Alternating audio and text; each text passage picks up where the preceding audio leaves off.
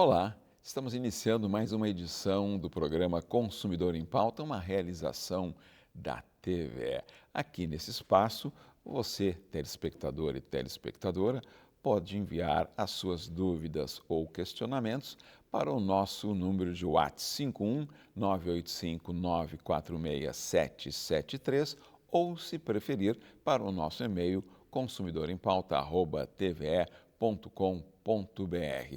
Envie relativas às dúvidas ou questionamentos na área do direito do consumidor, do direito do trabalho, do direito imobiliário, do direito comercial, do direito tributário, do direito de família e sucessões. No direito previdenciário, hoje estamos recebendo aqui, pela primeira vez, a doutora Fabiana Pedroso Paz, que estará respondendo às dúvidas e questionamentos enviados aqui para a TVE. Seja muito bem-vinda, doutora Fabiana. Muito obrigada, saúdo a todos. Gostaria de parabenizar a TVE pela iniciativa desse programa. É tão importante levar informação ao consumidor, ainda mais numa área como o direito previdenciário, que causa tantas dúvidas. Então, muito importante e, mais uma vez, parabéns à emissora por esse programa de tanta relevância. Correto. Muito obrigado pela presença e pelo registro aí da importância da contribuição da TVE à comunidade do Rio Grande do Sul em temas tão caros e tão complexos e que são respondidos de maneira bem acessível aqui no Consumidor em Pauta. A primeira pergunta, doutora Fabiana, é do nosso telespectador Ernesto. E ele pergunta o seguinte: qual a diferença entre auxílio acidente e auxílio doença acidentário? Bom, são benefícios que têm uma nomenclatura muito semelhante, então isso causa muita dúvida, né, entre as pessoas, porque realmente a nomenclatura é muito próxima, mas o objetivo deles são bem distintos. O auxílio acidente é um benefício que pode ter natureza acidentária ou de qualquer natureza, ou seja, é um benefício destinado àquele segurado que sofre um acidente e esse acidente deixa alguma sequela que reduz a capacidade laborativa dele. Então, esse acidente pode ser em decorrência de um acidente de trabalho, como um outro acidente qualquer, até mesmo um acidente doméstico, digamos assim. E a característica desse benefício, então, é a redução da capacidade laboral. O segurado pode continuar trabalhando, ele vai receber, digamos, uma espécie, não seria o termo correto, mas para que se entenda, de indenização por ter a sua capacidade laboral reduzida, né? Então, ele pode continuar a trabalhar, né? Tanto que esse benefício, ele tem um valor que pode ser inferior ao salário mínimo, é um dos poucos benefícios previdenciários que pode ser inferior ao salário mínimo, porque ele não substitui a renda. Já o auxílio doença acidentário, né, o benefício por incapacidade temporária acidentário, ele é um substitutivo de renda quando existe um acidente do trabalho que deixa o segurado temporariamente impossibilitado de trabalhar. Então, ele vai receber esse benefício por um tempo até readquirir a sua capacidade laborativa. Já o auxílio acidente, ele é pago até a data da aposentadoria.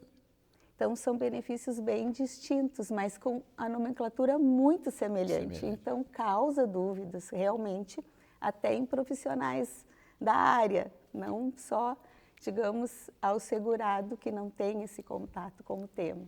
Tá certo. A próxima pergunta é enviada pelo nosso telespectador Pedro. O tempo especial do homem vale mais tempo do que o da mulher? Por que a conversão é por índice maior?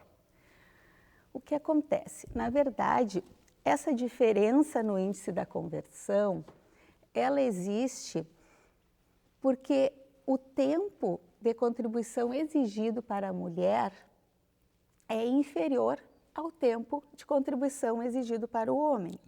Né? Antes da reforma, então, o requisito que hoje reflete nas regras de transição, então ainda está presente dentro do ordenamento através das regras de transição, mas que originariamente teve lá sua regra anterior à reforma da Previdência, exigia 35 anos para o homem e 30 para a mulher.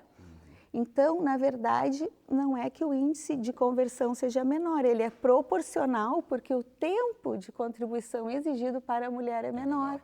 Então, na verdade, existe uma proporcionalidade nesta diferença. Ok.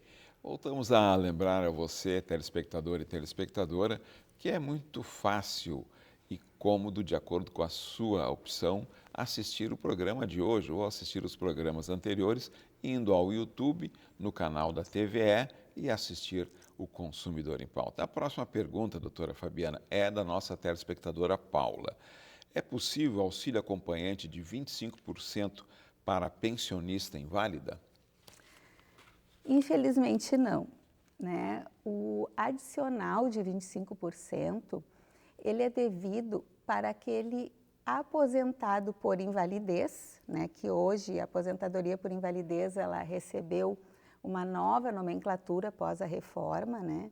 O benefício hoje ele é denominado de aposentadoria por incapacidade permanente, mas para que as pessoas possam entender melhor a antiga aposentadoria por invalidez, esse adicional é devido unicamente para esse segurado aposentado por invalidez que necessite acompanhamento de terceiros, né? Se teve sim uma discussão, né? Isso virou um tema decidido lá pelos tribunais superiores, aonde se discutia a possibilidade de se estender esse adicional para outros benefícios, para outras aposentadorias, né? No caso, ela está perguntando para uma pensão por morte, para outros benefícios, mas a decisão foi contrária, né? Então, este adicional ele é devido unicamente para o aposentado por invalidez, com o termo antigo, né, para facilitar a compreensão dos nossos telespectadores, que dependam de auxílio de terceiros. A próxima pergunta da nossa telespectadora Amanda. Minha aposentadoria saiu abaixo do que eu ganhava na empresa. Por que isso acontece? Pergunta a Amanda, doutora Fabiana. Bom, essa dúvida da Amanda é bastante comum, né? Por quê? Porque no decorrer dos anos nós tivemos aí várias formas, né, de cálculo dos benefícios, mas há muito tempo, né, o que se tem como regra no cálculo final do benefício, né, que nós chamamos ali o que dá origem ao valor do benefício, que nós chamamos de período básico de cálculo, que é onde se chega ao valor final do benefício, ele considera, né, uma média, hoje pós-reforma, uma média aritmética de tudo que se contribuiu de julho de 94 até a data que se chama de DER, que é a data que se entra com o pedido do benefício. Então, como é uma média aritmética de tudo que se contribuiu de julho de 94 até a chamada DER, é muito difícil que a pessoa, que o segurado, que o beneficiário tenha o mesmo valor que ele ganhava na empresa. Até porque cada benefício em cima dessa média tem algo a mais. Por exemplo, hoje, né, a regra da aposentadoria permanente é 60%, né, mais 2% do que exceder a 15% para a mulher e 20% para o homem em cima desta média. Né? Isso é muito comum, Gil, nos casos de benefício por incapacidade temporária, as pessoas têm essa dúvida com muita frequência. Estão trabalhando, né, se veem incapacitada para o trabalho, estão ali percebendo um auxílio-doença, né, que é o benefício por incapacidade temporária, e não estão ganhando a mesma coisa que ganham na empresa. Por quê? Porque este cálculo é uma média de julho de 94 até a data de entrada do pedido, e no caso do auxílio-doença, vezes 91%. Então, é muito difícil praticamente improvável que se mantenha o mesmo valor, por conta desta regra, que é a regra de cálculo de concessão dos benefícios previdenciários, que considera esse período, de julho de 94 até a data da entrada do pedido. A próxima pergunta talvez até tenha uma proximidade, uma relação com essa pergunta feita anteriormente, tá? Que é do nosso telespectador Arthur. Posso confiar no simulador do meu INSS? Por qual motivo ele deve confiar? Ou, né, o caso do Arthur aqui. Bom, também é uma dúvida muito comum, né? Infelizmente, são mais prováveis os erros do que os acertos do simulador do INSS. Por quê? Porque o simulador, ele deixa, né, de considerar muitas questões que se conta como tempo de contribuição e que o simulador ele não tem essa compreensão, essa possibilidade de nos trazer. Por exemplo, a pessoa tem a intenção de se aposentar por uma regra de transição da aposentadoria por tempo de contribuição. O simulador não vai considerar algumas questões que podem contar como tempo de contribuição, como, por exemplo, a conversão do tempo especial em comum, né, que aumenta o tempo de contribuição, tempo em regime de economia familiar, que as pessoas conhecem como tempo rural. Então, várias situações, até mesmo o tempo de exército, dificilmente vai estar ali, né? E também por quê, né? Tirando essas situações excepcionais, existem inconsistências num cadastro que nós chamamos de CNIS, que é onde constam todos os registros, todas as contribuições, né, que nós vertemos para o regime geral de previdência social, para o INSS, eles vão para esse cadastro, Cadastro Nacional de Informações Sociais. E esse cadastro muitas vezes tem inconsistências. Por exemplo, eu tenho um contrato de trabalho com uma empresa X e no CNIS não tem a data de saída.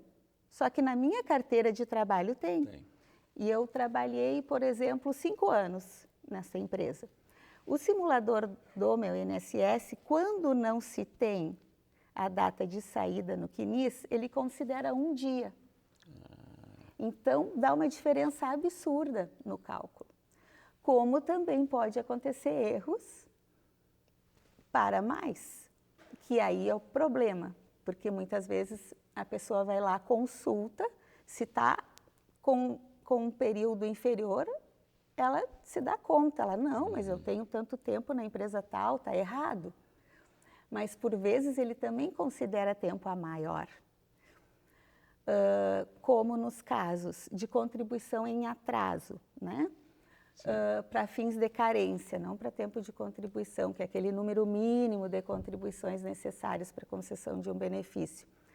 Numa aposentadoria por idade, né, que eu preciso 15 anos, né, 180 meses de carência. Nessa, eu não posso ter contribuições em atraso para fins de carência.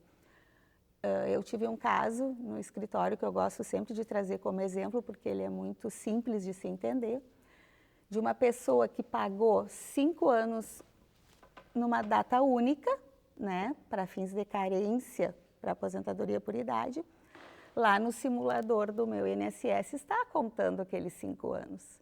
Só que quando ela foi realizar o pedido no INSS, aqueles 5 anos pagos em uma única data não contam para fins de carência.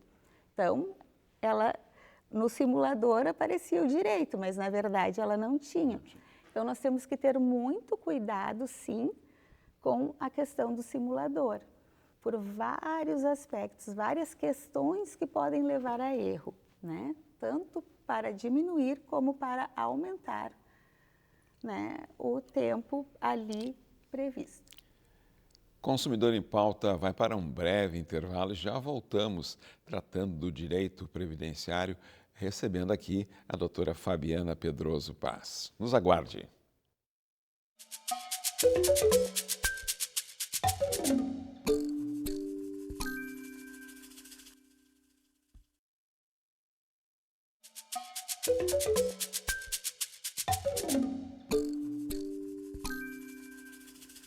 Estamos de volta com o Consumidor em Pauta, um programa com a realização da TVE. Nesse espaço você pode enviar as suas dúvidas e questionamentos na área do direito do consumidor, direito do trabalho, direito previdenciário, que é o que nós estamos tratando hoje aqui. Nós também atendemos as suas dúvidas e questionamentos na área de família e sucessões, na área do direito comercial e na área do direito do trabalho. E é muito fácil. Você envia para o nosso WhatsApp 51985946773 ou, se preferir, para o nosso e-mail consumidorempauta@tve.com.br. Doutora Fabiana, vamos dar sequência aqui às questões enviadas na área do direito previdenciário pelos nossos telespectadores e telespectadoras. A próxima pergunta é do telespectador Gabriel. Já vi em alguns programas que é aconselhado planejamento previdenciário. Quais benefícios ele pode trazer? Bom, o planejamento previdenciário, principalmente depois da reforma da Previdência, né, que aconteceu em novembro de 2019, ele ganha, né, uma importância muito grande dentro do direito previdenciário. Por quê? Porque a reforma, ela possibilita, ela traz regras, né, de transição, onde o planejamento nos indica qual a melhor regra, né, porque por vezes o segurado entende que aquela regra que vai chegar antes é a mais benéfica e por vezes não. Então, o planejamento, além de indicar qual o melhor benefício, ele auxilia no planejamento das contribuições que aquele segurado poderá fazer para atingir o melhor benefício. Esse é o grande objetivo do planejamento previdenciário, né? Por vezes, por desconhecimento, o segurado recolhe um valor que às vezes é desnecessário. Tá certo.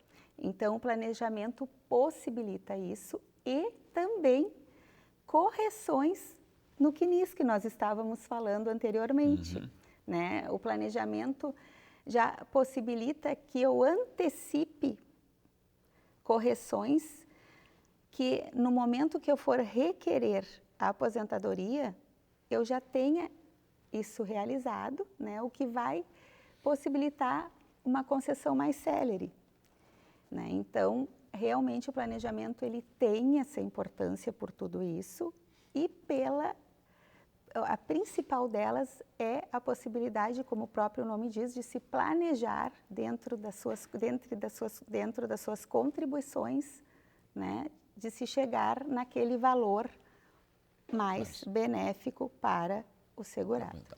E aí, doutora, onde o cidadão e a cidadã consegue fazer o planejamento? Ou seja, existe algum serviço no INSS? Não existe? É melhor ele procurar um especialista, um advogado? De que forma a pessoa, tendo consciência de que é importante fazer o planejamento, faça o planejamento? O planejamento, né, ele é feito por um advogado, por um especialista em direito previdenciário, né, porque é um universo de regras, né, que se precisa analisar dentro daquele caso, né, em cima daquelas contribuições pretéritas que se tem. Então, essa análise, esse planejamento, ele é feito por um profissional especialista em direito previdenciário. A próxima pergunta é da nossa telespectadora Luísa. Sou aposentada do Estado e tenho alguns anos do INSS que não averbei. Posso ter outra aposentadoria? Pergunta ainda a Luísa. Como fazer? Essa pergunta é muito importante. Por quê? Porque sim, né, nós podemos, né, ter a concessão do benefício de aposentadoria por regimes diferentes. Só que se tem que ter um cuidado muito grande em relação a isso. Por quê? Porque a nossa Constituição, ela veda, né, a contribuição como segurado facultativo para o servidor. Então, no caso da Luísa, né, se ela já for aposentada por um outro regime ou pretende se aposentar por um outro regime e também pelo regime geral de previdência social, que é o INSS, ela pode contribuir para o INSS, mas não como facultativo. O que é facultativo? É aquela pessoa que não exerce atividade remunerada. Então, para ela contribuir para o regime geral e ter uma segunda aposentadoria, ela precisa exercer uma atividade remunerada e contribuir, né, como contribuinte individual, né, mas tem que se ter esse cuidado de não contribuir como segurado facultativo por conta desta vedação constitucional. Ou seja, é preciso exercer uma outra atividade remunerada e contribuir por essa razão. A próxima pergunta da nossa telespectadora Carmen, ela traz um tema que seguidamente os telespectadores e as telespectadoras, no caso dela, também colocam, um questionamento bastante recorrente. Como está a revisão da vida toda? Bom, a revisão da vida toda, né, ela sofreu, desculpa a simplicidade da palavra, do termo, uma reviravolta muito grande, né, onde os segurados tinham aí a esperança que essa revisão fosse acontecer, mas no ano passado, né, o Supremo Tribunal Federal, ao julgar outras duas ADIs referentes a outros temas, o STF então decide que as contribuições anteriores a 94 não podem ser utilizadas e com isso ele derruba a tese da revisão da vida toda. Então, a revisão da vida toda ela ainda está em andamento no STF, mas digamos que o mérito da questão, digamos assim, de uma forma mais simples, ele já foi decidido contrário ao segurado. O que se tem hoje pendente é uma decisão num recurso de embargos, que é só para saber os efeitos dessa decisão. Mas, infelizmente, o STF se posicionou contrário, né, a esta revisão da vida toda no seu mérito, né? Não temos, como eu disse, ainda o término desse julgamento, mas o mérito já foi, então, decidido pelo STF. A próxima questão, enviada pelo Fred, é de um tema que, infelizmente, veio à tona, né, nos últimos dias, para dizer alguns meses, tá? E ele relata o seguinte e faz uma pergunta. Tive empréstimo por uma financeira na minha folha de pagamento do INSS que não reconheço. O que posso fazer? O que fazer? Pergunta o Fred. Bom, infelizmente, né, um problema recorrente, né, muitos beneficiários do INSS sofrem com este, digamos, golpe, né, com esta fraude, né? E o que se tem a fazer, num primeiro momento, é se registrar, então, né, um boletim de ocorrência, ter o cuidado de não se utilizar, em hipótese alguma, esse valor, né, que foi depositado na conta, né, do beneficiário. Se tentar, então, procurar a financeira ou o banco que fez de forma fraudulenta aquele empréstimo, não sendo resolvido, procurar então um advogado e tentar resolver isso, então tentar resolver isso judicialmente, né? Mas o cuidado que se precisa ter num primeiro momento é não se utilizar dos valores, registrar um boletim de ocorrência, não sendo resolvido de forma amigável, digamos assim, infelizmente buscar o judiciário e também buscar uma indenização por esse motivo, né, por esse empréstimo feito dessa forma. O que acontece agora, né? Este ano, em maio, o INSS lança uma portaria onde ele criou um rigor maior na liberação Sim. desses empréstimos, exigindo o reconhecimento facial. Então, isso está dificultando. Muito obrigado, doutora Fabiana Pedroso Paz, pelos esclarecimentos. Consumidor em Pauta fica por aqui. Um ótimo final de semana a todos. Até a próxima edição. Até lá.